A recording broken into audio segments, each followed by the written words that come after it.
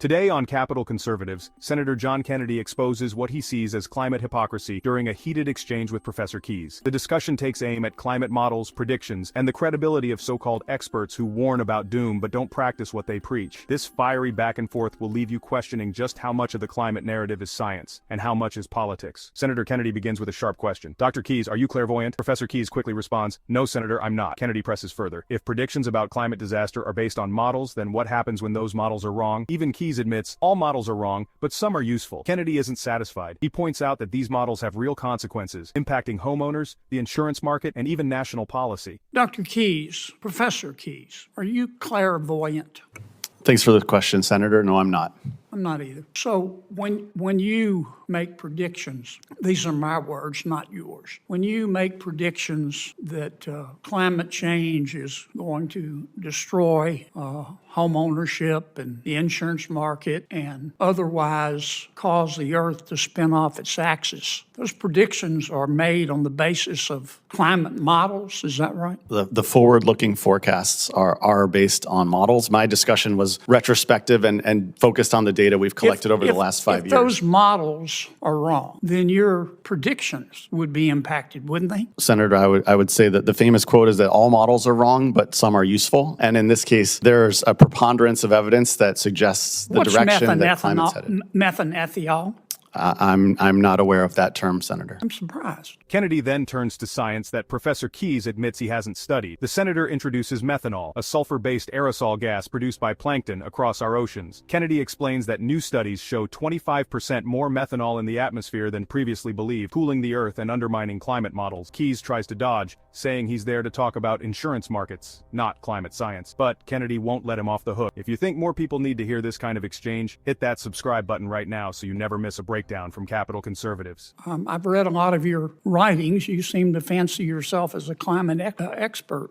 Senator, I'm an expert on housing markets, mortgage markets, and insurance markets. I'm not a climate scientist. If I told you that methanol is a sulfur-based aerosol gas, kind of smells like rotten cabbage, that is produced by microscopic plankton in all of our oceans, which cover 75% of the Earth's surface. Would you have reason to disagree with me?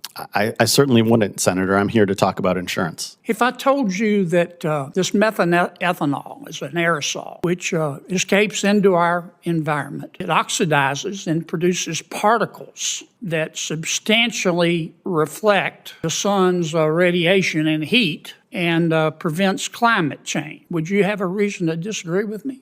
I wouldn't, Senator. I'm here to talk about the insurance crisis. I know you don't want to talk about things that undermine your confident assertions, but this is important. Kennedy brings up a New York Times essay by Keyes titled Climate Change Should Make You Think About Homeownership. Kennedy asks bluntly, you own a home, right? In a flood zone? Have you sold it? Keyes admits he still lives in his house. Kennedy fires back, well, you're telling everybody else to sell theirs. You're a climate extremist, aren't you? Keyes denies it, but the double standard is clear.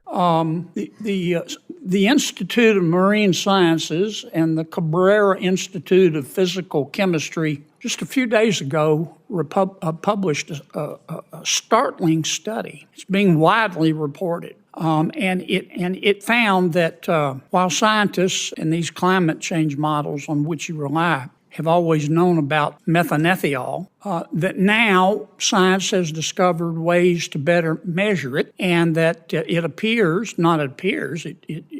demonstrates that there's 25% more methanol being released into our atmosphere than any scientist ever thought.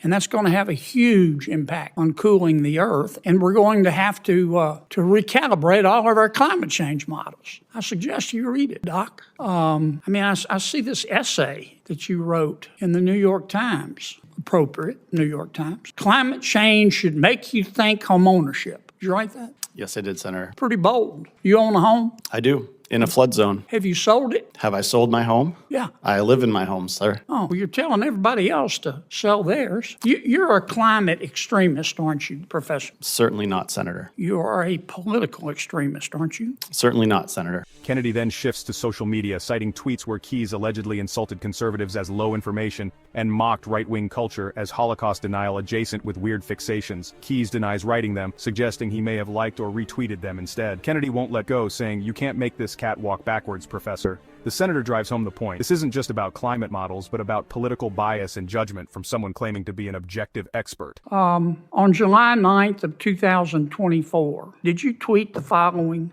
Quote, honestly, the biggest long-term political problem the Democrats have is that they don't know how to talk to low-information morons. Close quote. I don't believe those are my words, Senator. I'd have to be able to see them if you would share that with me. Yeah, here it is. Big as Dallas. I don't believe those are my words, Senator.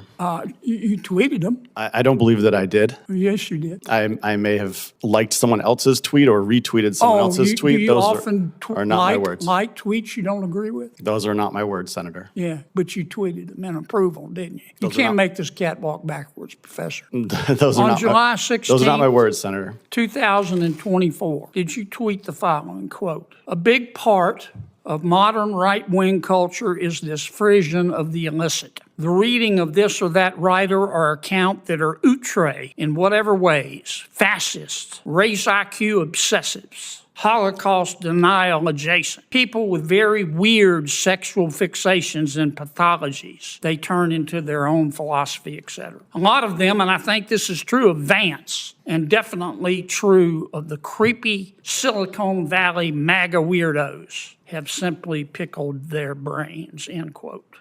Again, Senator, those are not my words, and I did not Tweeted tweet them, Professor. I did not tweet that, sir. Those are not Senator my Kennedy, words. Let me make this last point. You've got more a lot than of 2 nerve. minutes over your time. We You've have got other a lot of senators nerve, waiting. Professor, coming You here always go over your time so that I have to call it and lecturing for us you. about Holocaust denial But being really, from the University of Pennsylvania. You have other senators who are waiting for their time, and you're well over yours. Thank you for your indulgence, Mr. Chairman. Despite Keyes' denials, Kennedy insists the record speaks for itself. The exchange grows heated, and even the chairman has to step in, reminding Kennedy that his time is up. But not before Kennedy makes it clear these so-called experts lecture the public while living by a different set of rules. Senator Kennedy exposed not only the shaky foundation of climate models, but also the hypocrisy of those who push climate fear while ignoring inconvenient truths. Whether it's flawed predictions, double standards on homeownership, or biased tweets, the cracks are showing. If you believe Americans deserve honesty over hypocrisy, smash that like button, share this video with your friends, and don't forget to subscribe to Capital Conservatives for more powerful breakdowns